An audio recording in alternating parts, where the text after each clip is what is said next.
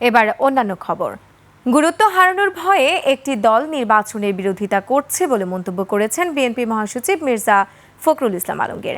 তিনি বলেছেন, বিএনপি আওয়ামী লীগের মতো হবে না, বিনয়ী হয়ে মানুষের কাছে গিয়ে ভোট চাইবে। সোহেল সামির রিপোর্ট।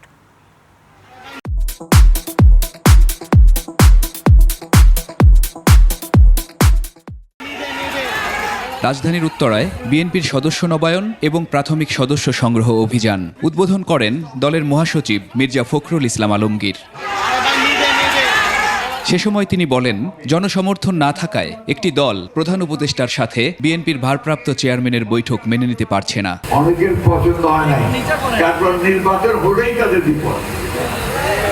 এখন নির্বাচন নাই, তাদের অনেক গুরুত্ব আছে। যে নির্বাচন হয়ে যাবে তখন জনগণের যারা ভালোবাসার দল তারাই তো ক্ষমতায় আসবে, তাই না? তিনি বলেন, আওয়ামী লীগ জোর করে ভোট কেড়ে নিত, সাধারণ মানুষের অধিকার হরণ করত।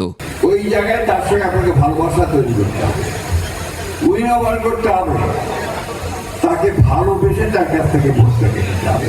এদিকে শহীদ রাষ্ট্রপতি জিয়াউর রহমানের সমাধিতে শ্রদ্ধা জানায় নরসিংদী জেলা বিএনপির নবনির্বাচিত নেতারা। অনুষ্ঠানে যোগ দিয়ে রুহুল কবির রিজভী বলেন, আওয়ামী আমলের গুম খুনের সাথে জড়িত পুলিশ ও প্রশাসনের লোকগুলো এখনো ধরাছোঁয়ার বাইরে। আইন শৃঙ্খলা বাহিনী গায়েবী মামলা দিয়েছে, যারা আমাদের নেতা কর্মীদেরকে ধরে নিয়ে গিয়ে পায়ের নখ হাতের নখ তুলে নিয়েছে, তারা এখনো কারো বিচারের আওতায় নিয়ে আসা। দেশ গণতন্ত্রে না ফেরা পর্যন্ত বিএনপির সংগ্রাম চলবে বলে মন্তব্য তার। আমাদের আরো সংগ্রাম করতে হবে। সোহেল সামি, 21 টেলিভিশন, ঢাকা।